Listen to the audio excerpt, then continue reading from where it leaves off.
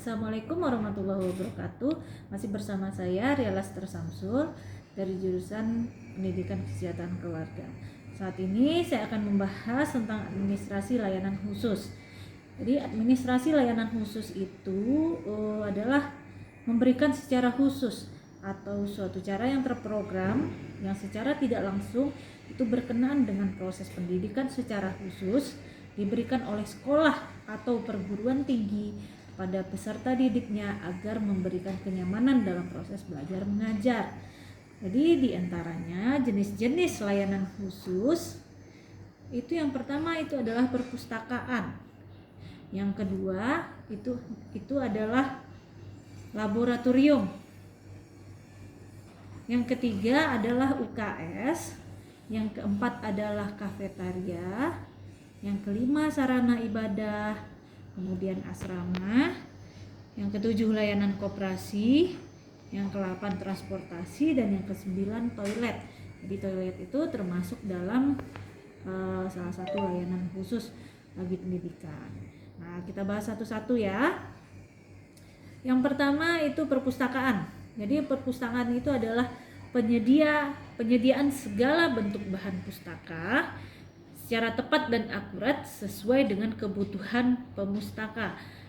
Penyediaan berbagai sarana untuk penelusuran informasi.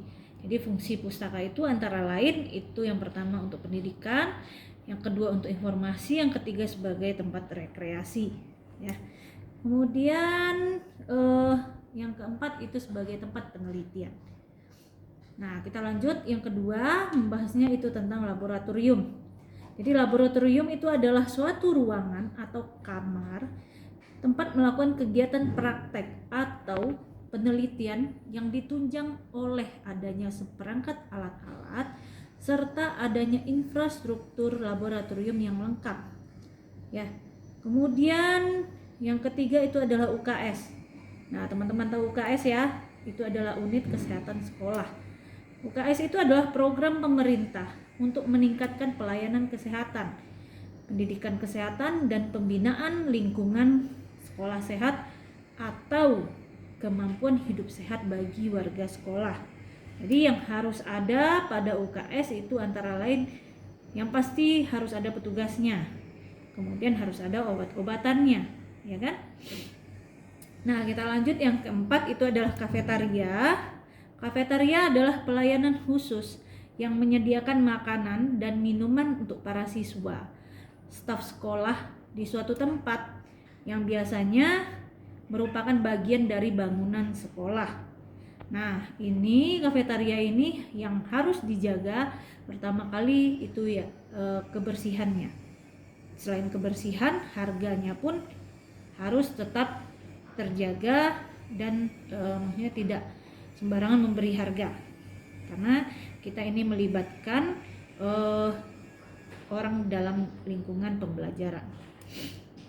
Yang kelima itu adalah sarana ibadah.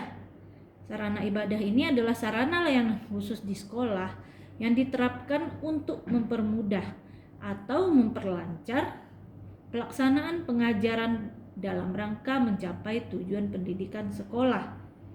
Nah, yang keenam itu adalah asrama. Jadi asrama bagi peserta didik ya, khususnya untuk jenjang menengah dan pendidikan tinggi, terutama bagi mereka yang bertempat tinggal jauh dari sekolah. Makanya diperlukan asrama ini untuk sebagai tempat tinggal sementara.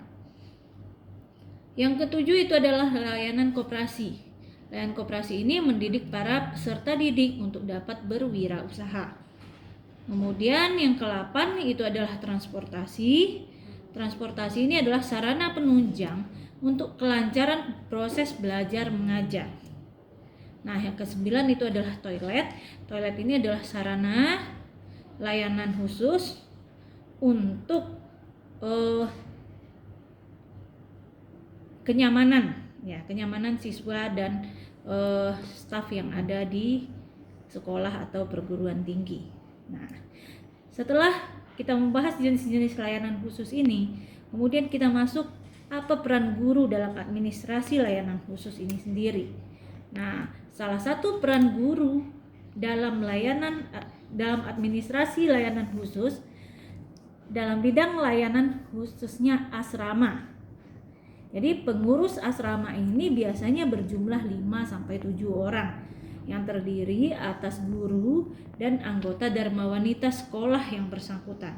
Ini biasanya ya diketuai oleh wakil kepala sekolah urusan kesiswaan.